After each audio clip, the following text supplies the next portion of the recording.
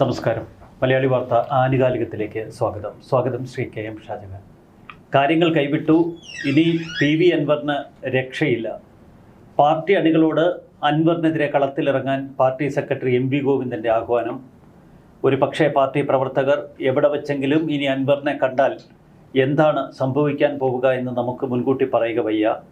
അൻവർ പത്തി മടക്കുകയേ ഇനി അൻവറിന് മുന്നിൽ നിർവാഹമുള്ളൂ. കാരണം ഈ പാർട്ടിയെക്കുറിച്ച് അൻവറിനൊരു ചുക്കുമറിയില്ല എന്ന് ഗോവിന്ദൻ കൂടി പറഞ്ഞിരിക്കുന്നു.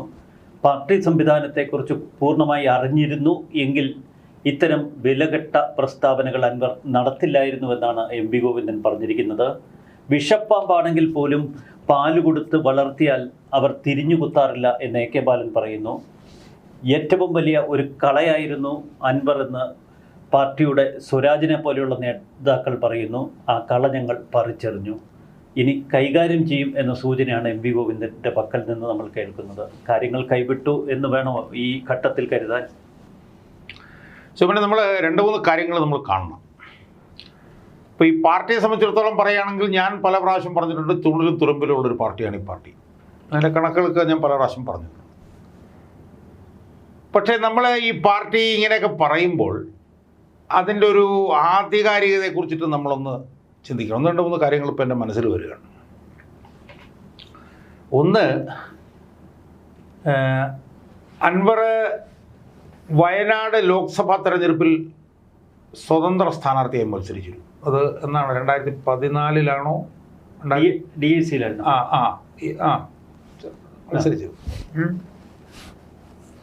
മത്സരിച്ച തെരഞ്ഞെടുപ്പിൽ ഇപ്പം ഈ ഗോവിന്ദൻ വന്നിട്ട് മപ്പടിക്കുന്ന ഈ പാർട്ടി DAC അല്ല, സ്വതന്ത്രമായിട്ടായിരുന്നു.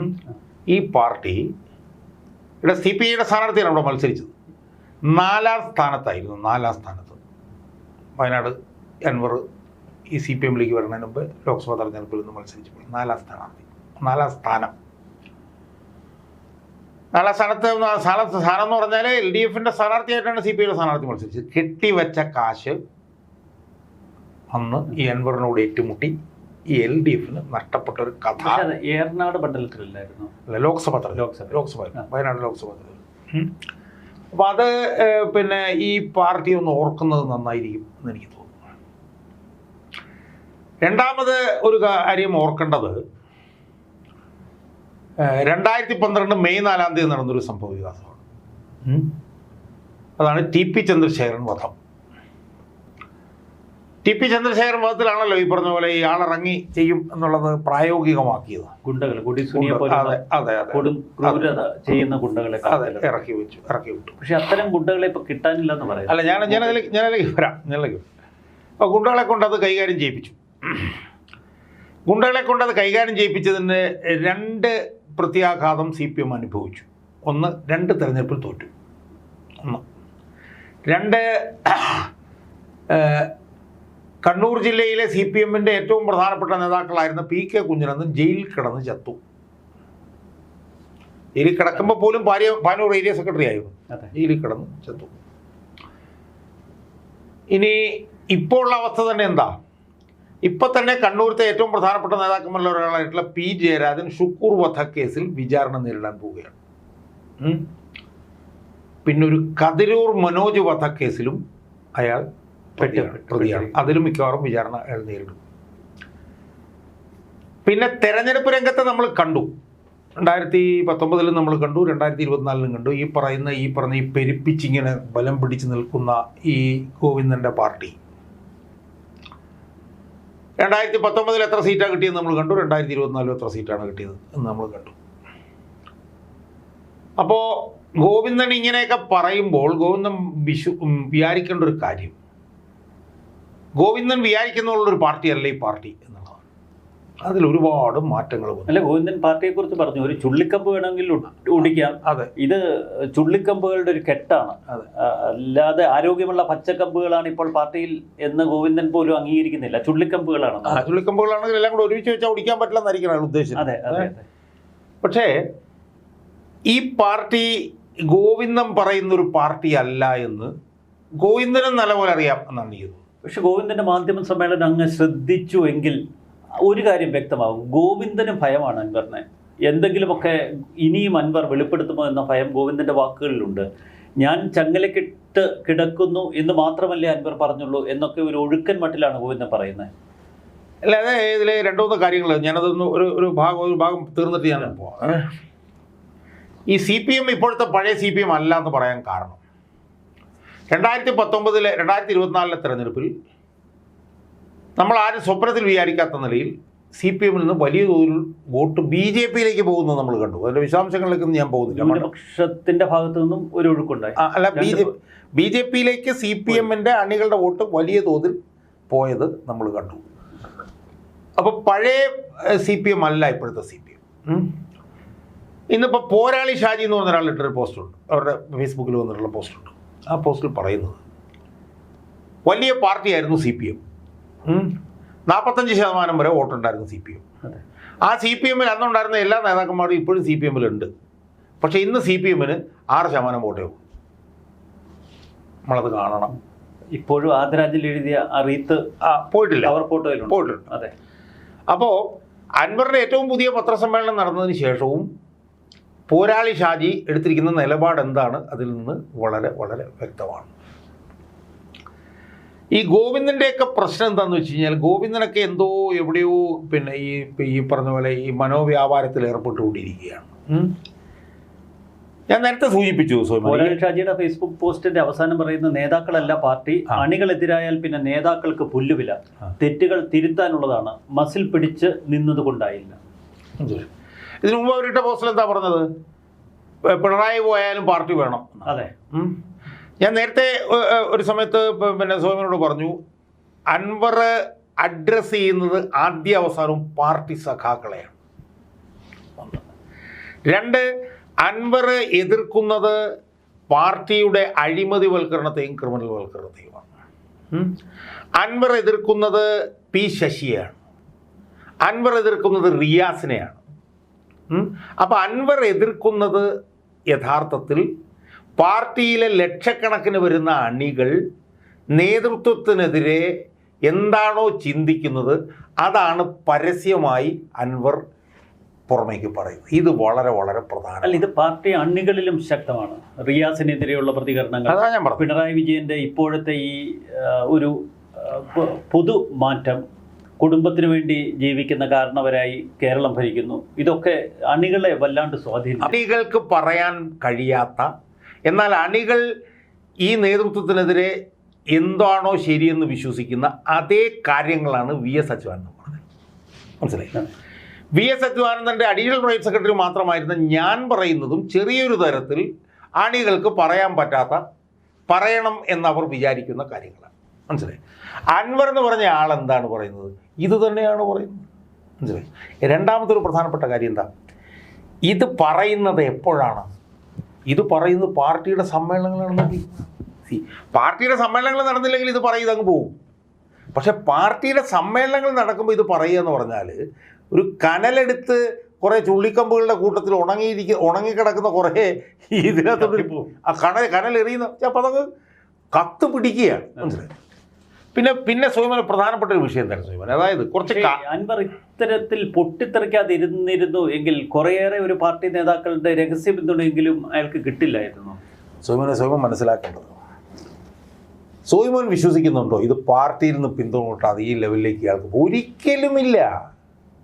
അല്ല, പാർട്ടിയിൽ അൻവറിന് പൂർണ്ണ പിന്തുണ കിട്ടിയിരുന്നത് P ജയരാജനിൽ നിന്നും കണ്ണൂർ സംഘത്തിൽ നിന്നും എന്നായിരുന്നു പൊതുവെ വിലയിരുത്തപ്പെട്ടത്. ഇപ്പോൾ P ജയരാജൻ തള്ളി പറഞ്ഞിരിക്കും. അല്ല, അതൊക്കെ അങ്ങനെയൊക്കെയാണ് വിലയിരുത്തപ്പെട്ടിരുന്നത്. അങ്ങനെ കിട്ടുകയും ചെയ്തിരുന്നു. P ജയരാജനിൽ നിന്നൊക്കെ പിന്തുണ കിട്ടിയിരുന്നു. പക്ഷെ P ജയരാജൻ ഇപ്പോഴത്തെ അവസ്ഥ എന്താ? അപ്പോൾ കൊലക്കേസിൽ വിചാരണ നേരിടാൻ പോവുകയാണ്. മനസ്സിലായില്ലേ? അപ്പോൾ ഇരിക്കാൻ പറഞ്ഞാൽ കിടക്കില്ലാന്ന് നിവൃത്തിയില്ല.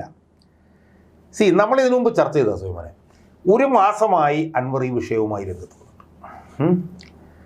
അൻവർ തെറ്റുകാരനാണ് എന്ന് പറഞ്ഞുകൊണ്ട് ഇപ്പോൾ ക്യൂ നിന്നുകൊണ്ട് CPM നേതാക്കന്മാർ എതിർക്കുന്നതൊക്കെ എപ്പോഴാണ് സ്വയമാനെ?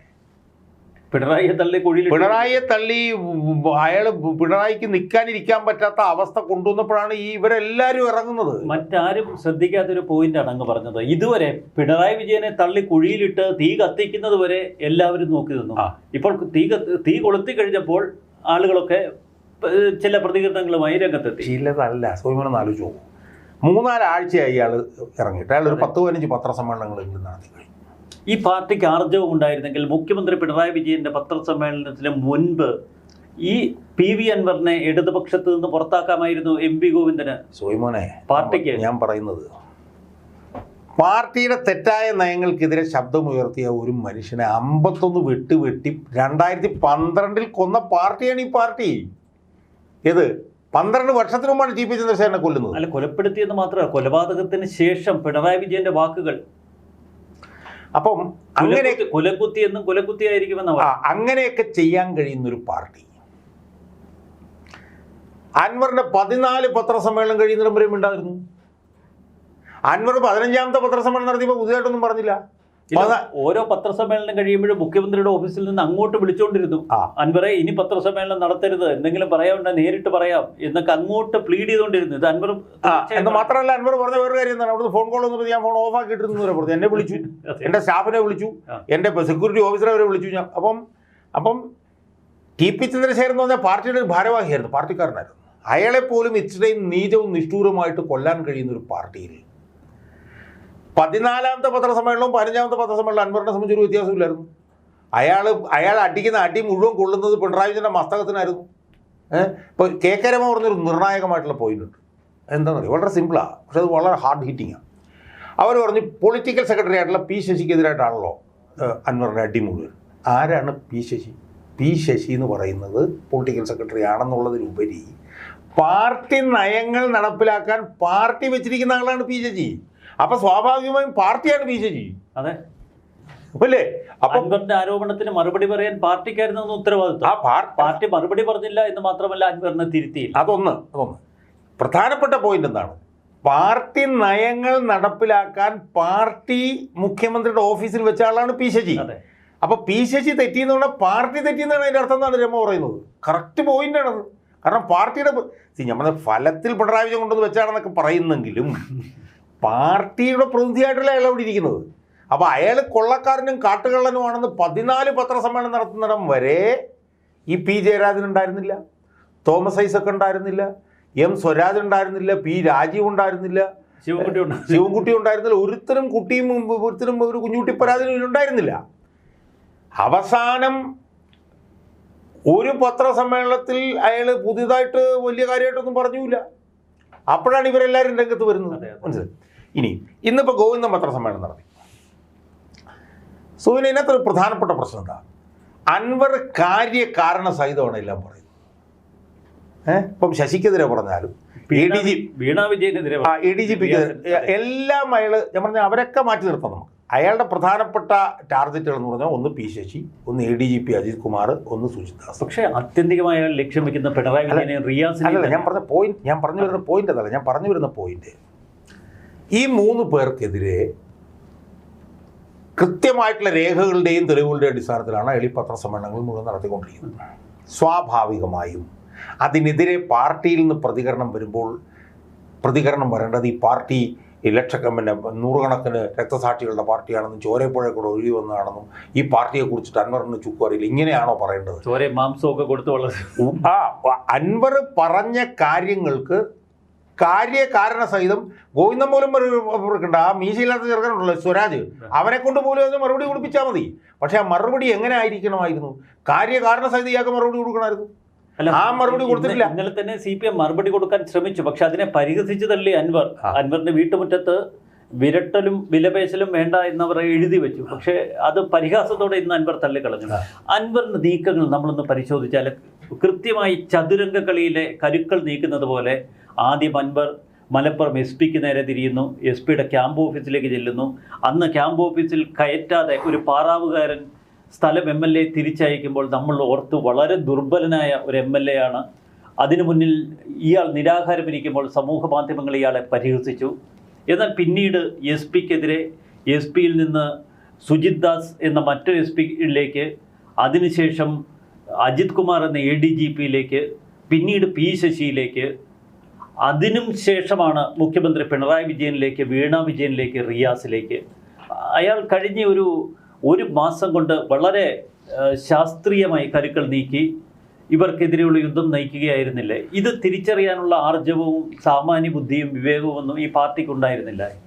സോമൻ പറഞ്ഞ വളരെ ക്ലിയർ ആയിട്ടുള്ള ഒരു ക്രോണോളജിയാണ്. കാരണം ഇയാളാണ് SP ഓഫീസിന് മുന്നിൽ ചെന്നപ്പോൾ നമ്മൾ ഇയാൾ എന്തൊരു ബോർഡറാണ്, ഇയാൾ എന്തൊരു. അത് സമൂഹ മാധ്യമങ്ങളൊക്കെ ഇയാളെ ഒരു പമ്പര വിഡ്ഢിയായിട്ടാണ് ചിത്രീകരിച്ചത്, നമ്മൾ ഉൾപ്പെടെ. അപ്പോ എന്താണ് ഇപ്പൊ യഥാർത്ഥത്തിൽ സംഭവിച്ചുകൊണ്ട്? ഒരു പോലീസുകാരൻ ആട്ടിപ്പായിക്കുന്നു എന്നായിരുന്നു മിക്ക ചാനലുകളിലും അന്ന് ക്യാപ്ഷൻ വന്നത്, അൻവർ എന്ന ജനപ്രതിനിധിയെ. ഇപ്പൊ എന്താ സംഭവിച്ചിരിക്കുന്നത്? മുഖ്യമന്ത്രിയുടെ ഓഫീസിൽ ഇയാൾ വരുന്നതും കാത്ത് മുഖ്യമന്ത്രി ഇരിക്കുന്നു. മുഖ്യമന്ത്രിയുടെ ഓഫീസിലേക്ക് ഒന്ന് വരണേ എന്ന് അവർ ഇയാളുടെ മുന്നിൽ അപേക്ഷിക്കുന്നു. വല്ലാത്ത. അപ്പൊ ഇതിൽ നമ്മൾ മനസ്സിലാക്കുന്നത് എന്താണ്? CPM എന്ന് പറഞ്ഞ പാർട്ടി ഇയാളുടെ മുമ്പിൽ നിരായുധമായി മുട്ടിൽ പിണറായി വിജയൻ. ഞാൻ പറഞ്ഞില്ലേ, പിണറായി വിജയൻ ദിവസവും ഇയാൾക്ക് ഓരോന്ന് പത്രസമ്മേളനം നടത്തുന്നു. അതെ, ഇവർ ഓരോ ദിവസവും നടത്തുന്ന പത്രസമ്മേളനം ഇപ്പോൾ എത്രയോ നേതാക്കന്മാർ പ്രതികരണമായിട്ട് വന്നു. ഇതിലേതെങ്കിലും ഒരു നേതാവ് കാര്യകാരണ സഹിതം ഇയാൾ പറഞ്ഞതിനെ റിബട്ട് ചെയ്യാൻ തയ്യാറായിട്ടുണ്ടോ? ഒരാളുമില്ല. എല്ലാവരും പൊതുവിൽ ഇങ്ങനെ പറഞ്ഞിട്ട് പോവുകയാണ്. ഇതെല്ലാം അയാൾക്ക് കൂടുതൽ അനുകൂലമാകുകയുള്ളൂ. കാരണം പാർട്ടി അണികൾ നോക്കുമ്പോൾ അയാൾ ഉന്നയിച്ചിട്ടുള്ള ഒരു ആരോപണങ്ങൾക്കും മറുപടി കൊടുക്കാൻ ഇപ്പോൾ അയാൾ PCCക്കെതിരെ ഉന്നയിക്കുന്ന ആരോപണം, PCCക്കെതിരെ ഉന്നയിക്കുന്ന ആരോപണം സംബന്ധിച്ച് അയാൾക്കൊരു മറുപടി കൊടുക്കാൻ ഒരു നേതാവിനും കഴിഞ്ഞിട്ടില്ല. അയാൾ പറഞ്ഞ ഒരു ആരോപണങ്ങൾക്കും മറുപടി കൊടുക്കാൻ കഴിഞ്ഞിട്ടില്ല. പിന്നെ അയാളെ സംബന്ധിച്ചിടത്തോളം അയാൾക്കറിയാം ഇവരെങ്ങനെയാണ് കൈകാര്യം ചെയ്യേണ്ടത്. അയാൾ അങ്ങനെയാണ് ദിവസവും എടുത്തിട്ട് ഒടിച്ച് മടക്കി. അതാണ് ബാലൻ പറഞ്ഞത്, വിഷപ്പാമ്പിനെ പാല് കൊടുത്ത് വളർത്തിയെന്ന് പറഞ്ഞല്ലോ. പറയുമ്പോൾ അംഗീകരിച്ചല്ലോ, വിഷപ്പാമ്പാണെന്ന് അംഗീകരിച്ചു. മറ്റുള്ളവരെ കൊത്താനായിരുന്നു അവർക്ക് കൂടെ കൂട്ടിയത്, പക്ഷെ അത് പാളിപ്പോയി. അതെ, അപ്പോൾ വിഷപ്പാമ്പാണെന്ന് അംഗീകരിക്കുന്നു.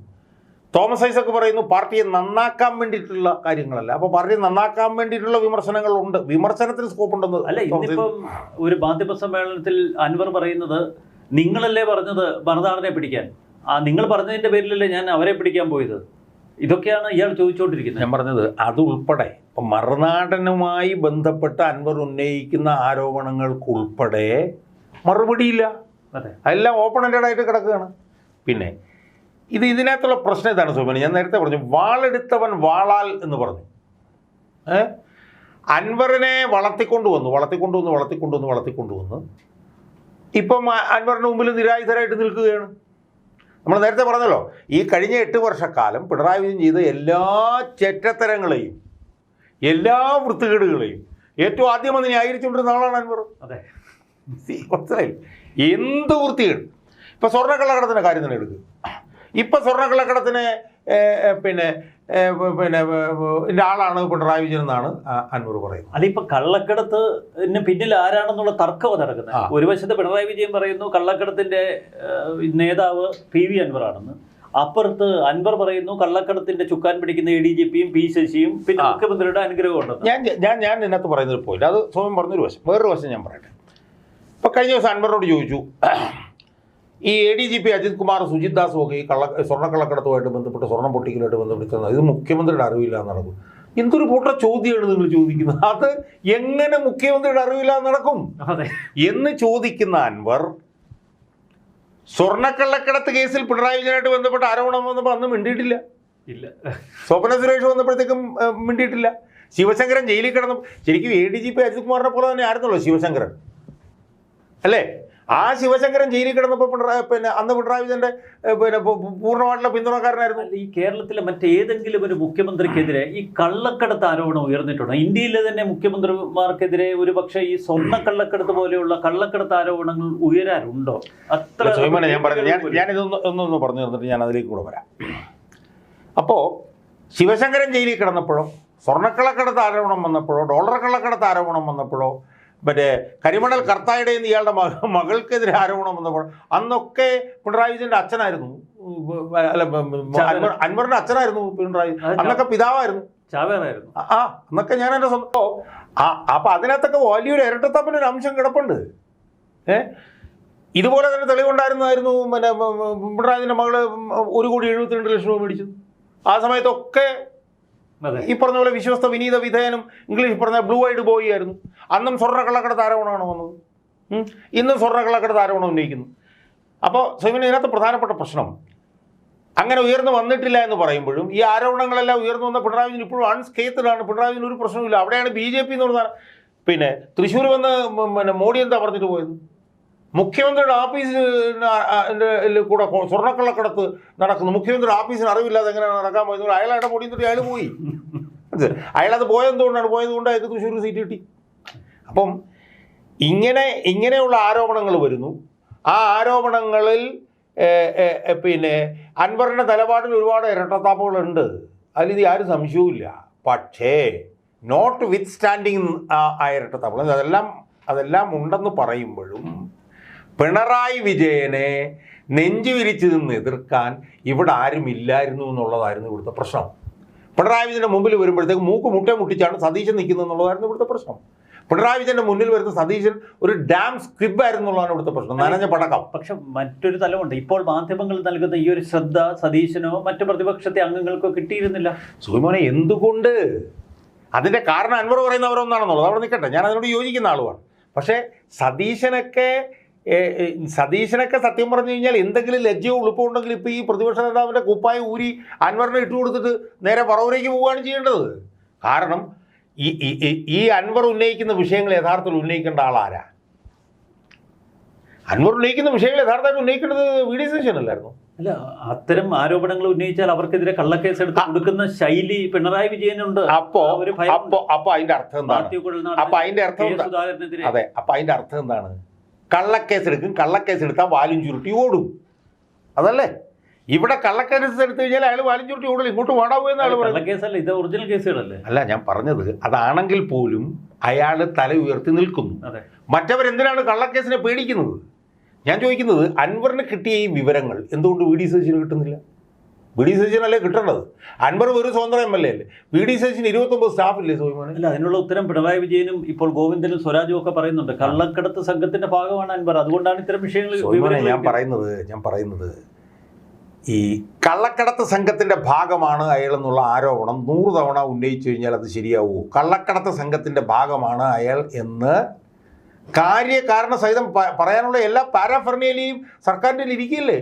അവർ ഈ തെളിവ് പുറത്തേക്ക് കൊണ്ടുവന്നാൽ പോരെ? അതിന് പോലെ അവരൊന്നിരുന്നോ കള്ളക്കടത്തിൻ്റെ ഭാഗമാണ് എന്ന് പറഞ്ഞു കഴിഞ്ഞാൽ ആരാ വിശ്വസിക്കുന്നത്? ഇനി ഞാൻ പറയുന്നത്, ഇതുപോലുള്ള തെളിവുകൾ അൻവർ ശേഖരിക്കുന്നതിനേക്കാൾ എത്രയോ എളുപ്പമാണ് VD സതീശന്. കാരണം VD സതീശന് 29 പേഴ്സണൽ സ്റ്റാഫുണ്ട്, ലക്ഷക്കണക്കിന് രൂപ ശമ്പളമുണ്ട്, കോൺഗ്രസ് എന്ന് പറഞ്ഞൊരു സംഘടനയുണ്ട്, അവർക്ക് ഇവിടെയും വിദേശത്തും. ഞാൻ ചോദിക്കുന്ന സോമാനെ, ഈ പിണറായി വിജയൻ്റെ മകൻ സ്ഥിരമായി ഇപ്പോൾ ഗൾഫിലാണല്ലോ. പിണറായി വിജയൻ സ്ഥിരമായി ഗൾഫിൽ പോകുന്ന ആളാണല്ലോ. ഈ കോൺഗ്രസ് പറഞ്ഞ പാർട്ടികൾ ഈ പറഞ്ഞ പോലെ ക്ഷൗര്യം ചെയ്യാനാണ് ഇവന്മാർ നടക്കുന്നത്. ഇവന്മാർ വിചാരിച്ചു കഴിഞ്ഞാൽ മിനിറ്റ് കൊണ്ട് ഇയാളുടെ മകൻ്റെ മൂവ്മെൻറ്റ് അവിടുന്ന് പുറത്തു കൊണ്ടുവരാൻ കഴിയില്ല സോമാനെ. ഇന്നത്തെ ഈ ടെക്നോളജിയുടെ കാലഘട്ടത്തിൽ ഇയാളുടെ മകൻ്റെ പ്രവർത്തനം അവിടെ OICC KICC എന്നൊക്കെ പറഞ്ഞ് ഈ യുവന്മാർക്ക് ഈ സംവിധാനങ്ങളെല്ലാം ഉള്ളതല്ലേ? മിനിറ്റ് കൊണ്ട് ഇതെല്ലാം അവന്മാർക്ക് കണ്ടുപിടിക്കാൻ പറ്റില്ലേ? ഒരു സാധനം, ഒരു കീറ കടലാസ് കഴിഞ്ഞ 3 വർഷത്തിനിടയിൽ VD സതീശൻ പുറത്തു കൊണ്ടുവന്നിട്ടുണ്ടോ? 2 കേസുകൾ ഹൈക്കോടതിയിൽ പോയി. അതിലൊന്ന് AI ക്യാമറയുമായി ബന്ധപ്പെട്ടുകൊണ്ട് ഇയാളും രമേശ് ചെന്നിത്തലയും കൂടെ പോയത്. 1 വർഷമായി. എവിടെ പോയി ആ കേസ്? ഒരു എയർലി ഹിയറിങ്ങിന് അയാൾ ശ്രമിച്ചിട്ടുണ്ടോ? 2 K-ഫോണുമായിട്ട് ബന്ധപ്പെട്ട് പോയി, കോടതി എടുത്ത് ഔട്ടോട്ടെ കളഞ്ഞു. കുഴൽനാടന് കേസ് പോയി, 2 മാസമായിട്ട് മാറ്റി വെച്ചുകൊണ്ടിരിക്കുക. എന്താണ് കുഴൽനാടന് ഇപ്പോൾ അനങ്ങാത്തത്? അപ്പോൾ ഇത് അതുപോലെ തന്നെ സന്ദീപ് ആനന്ദഗിരിയുടെ ഒരു ക്രൈംബ്രാഞ്ച് റിപ്പോർട്ട് ഇയാൾ പുറത്തു കൊടുക്കുന്നു. അത് സതീശൻ്റെ കയ്യിലല്ലേ കിട്ടേണ്ടത്? അപ്പോൾ പിണറായിക്കെതിരായിട്ട് ഫൈറ്റ് ചെയ്യാനുള്ള ആർജവവും ഊർജ്ജവും, ഒറ്റ മിനിറ്റ്, പിണറായി വിജയനെതിരായി ഫൈറ്റ് ചെയ്യാനുള്ള ആർജവവും ഊർജ്ജവും ജനം കാണുന്നത് അൻവറിലാണ്, സതീശനിലല്ല. സതീശൻ മൈനസായി പോയി കഴിഞ്ഞു. സതീശൻ ഇനിയിപ്പം നിൽക്കാൻ പറ്റില്ല. ഇത്ര ശക്തമായ ആരോപണങ്ങൾ പിണറായിക്കെതിരെ ഉയരുന്ന ഈ ഘട്ടത്തിൽ നമ്മൾ ആ ശ്രദ്ധ പ്രതിപക്ഷത്തിലേക്ക് തിരിച്ച് അതിൻ്റെ ഒരു ആർജവം കെടുത്തണമോ? പിണറായി വിജയനെതിരെയുള്ള ആരോപണങ്ങളുടെ ഒരു സുഖമാണ് ഞാൻ പറയുന്നത്. നമ്മളത് ചെയ്യുന്നതല്ലല്ലോ. അൻവർ തന്നെ ഇന്നലെ പറഞ്ഞ പ്രധാനപ്പെട്ട പോയിന്റ് എന്താ? അൻവർ തന്നെ പറഞ്ഞ പോയിന്റ് കേരളത്തിലെ ഇന്നത്തെ ഏറ്റവും വലിയ ഗതികേടെന്ന് പറഞ്ഞത് ഇതെല്ലാം ഒന്നാണ് എന്നുള്ളതാണെന്ന് മാത്രമല്ല, അൻവർ പറയുന്നതിലെ നെല്ലും പതിരുമൊക്കെ ഒന്ന് തിരിച്ചെടുത്ത് വേണ്ട നമ്മൾ പരിശോധിക്കാൻ. ഞാൻ ചോദിക്കുന്ന ചോദ്യം, അയാൾ ഉന്നയിക്കുന്ന ചോദ്യം, അയാൾ പറയുന്നത് ഇതെല്ലാം ഒന്നാണ്, ഇവന്മാരെല്ലാം അങ്ങോട്ടും ഇങ്ങോട്ടും സംസാരിക്കുകയാണ് എന്നിട്ട് അയാൾ അതിന് പോലും വിലകെ പറയുന്നത്. ഞാൻ ഈ വിഷയം ഉയർത്തിയിട്ട് 1 മാസമായി. എന്തേ കോൺഗ്രസും UDF മുസ്ലിം ലീഗും ഒന്നും ഇതൊക്കെ തൊടാത്തത്? സ്വാഭാവികമല്ലേ? അപ്പോൾ അതുകൊണ്ട് കേരളത്തിൻ്റെ പ്രതിപക്ഷമായി ഇന്ന് ജനങ്ങൾ അൻവറിനെ കാണുന്നുണ്ടെങ്കിൽ അത് അൻവറിൻ്റെ പ്രവർത്തനം കൊണ്ടും കേരളത്തിലെ പ്രതിപക്ഷ നേതാവായി ഇന്ന് വി ഡി സതീശനെ ആളുകൾ കാണാതിരിക്കുന്നുണ്ടെങ്കിൽ അത് വി ഡി സതീശൻ്റെ കഴിവുകേടും കൊണ്ടാണ്. നമുക്കതിനകത്ത് റോളൊന്നുമില്ല. ഇപ്പം ഇന്ന് യഥാർത്ഥത്തിൽ എന്താണ് കേരള രാഷ്ട്രീയം? പിണറായി വിജയനും അൻവർ എന്നുള്ള നിലയിലേക്ക് പോളറൈസ് ചെയ്തിരിക്കുകയല്ലേ? രണ്ട് ബൈപോളറായിട്ട് അത് മാറിയില്ലേ? യഥാർത്ഥത്തിൽ അങ്ങനെയാണോ വരേണ്ടത്? പിണറായി വിജയനും വി ഡി സതീശനും എന്നുള്ളതല്ലേ മാറേണ്ടത്? കാരണം ഈ ഗവൺമെൻറ് അധികാരത്തിൽ ഒരു കൊല്ലം 3 കഴിഞ്ഞു. ഇപ്പോൾ അൻവർ ഉയർത്തിയ വിഷയങ്ങളിൽ പ്രതിപക്ഷത്തിനെ കണ്ണടച്ച അൻവറിന്റെ പിന്നിൽ അണിനിരക്കാൻ പറ്റില്ല. കാരണം അൻവർ എപ്പോൾ വേണമെങ്കിലും പ്രതിപക്ഷത്തിനെതിരെ തിരിയാം, കോൺഗ്രസിലേക്കൊക്കെ പോകുമെന്നോ കിംവദന്തികൾ ഉണ്ടെങ്കിലും. സോയ്മോനെ, ഞാൻ പറഞ്ഞ അതൊന്നും അല്ല പോയിന്റ്. അതൊക്കെ പാഴ്വാക്കുകളാണ്. അതിനോടൊന്നും ഞാൻ യോജിക്കുന്നില്ല. ഇവിടെ സതീശനില്ലാത്തതെന്നുള്ളൂ. സതീശൻ എന്നിട്ട് റിപ്പോർട്ടർ ചാനലിൽ പോയിരുന്ന് സതീശനോട് സ്മൃതി പരുത്തി കടുവിക്കുകയാണ്. എത്ര കിലോ തൂക്കമുണ്ട് നിങ്ങൾ കണ്ടോന്നിരിക്കുകയാണ്. സതീശൻ പറയുകയാണ് എനിക്ക് 73-74 കിലോ. ഇതൊക്കെയാണ് ചർച്ച. ഇഡ്ഡലിയാണ് ഏറ്റവും നല്ല ആഹാരം. മനസ്സിലായി?